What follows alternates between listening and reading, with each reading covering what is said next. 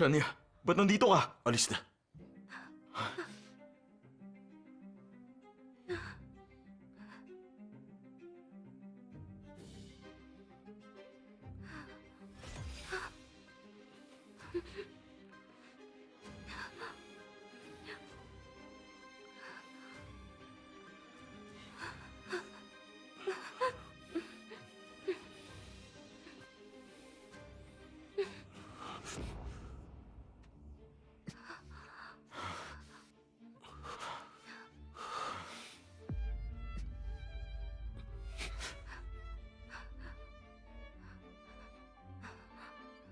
Pasensya ka na.